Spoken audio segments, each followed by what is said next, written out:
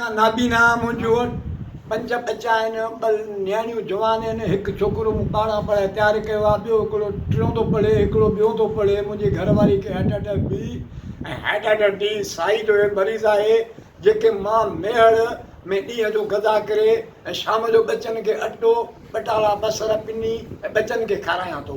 2010 में वज़ीर आज़म यूसुफ रज़ा जेलानी हुयो, जेका बेनज़ीर इनकम सपोर्ट मूंखे ॾिनी वई। कल्ह मूं कोलाची डिवाइस ते हणायो त मूंखे जवाबु मिलियो, बाबा तुंहिंजो नालो मथां कढिजी वियो। ऐं सदर पाकिस्तान आसिफ अली ज़रदारी, वज़ीर आला सिंध सैयद मुराद अली शाह ऐं बिलावल भुट्टो खे अर्ज़ु थो कयां त मूंखे हक़नि खां महरूम न करायो। ऐं पाकिस्तान पीपल्स पार्टी जो मुजाहिद आहियां ऐं जाला वोटर आहियां, जेका 1972 में आउं नंढो हुउसि। मुंहिंजे वालिद साहिब वोट ॾिनो पाकिस्तान पीपल्स पार्टी खे।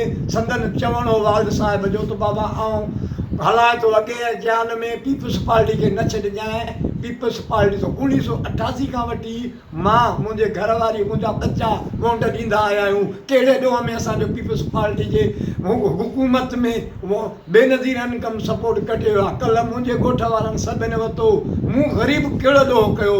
ऐं हिकु दरख़्वास्त अलाह ताला खे अपलीशन कयो आहे।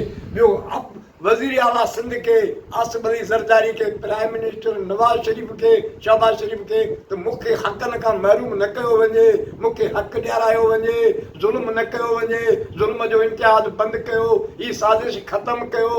ख़ुदा रसूल जे वास्ते, क़ुर जे मुआबे, कलंदर जे मुआबे अलाह खे मञो था, क़ुर खे मञो था।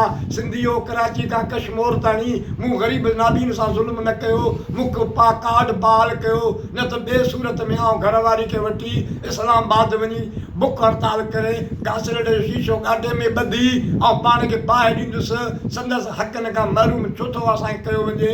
ख़ुदा रसूल जे वास्ते, अलाह जे वास्ते असांखे हक़ ॾियार।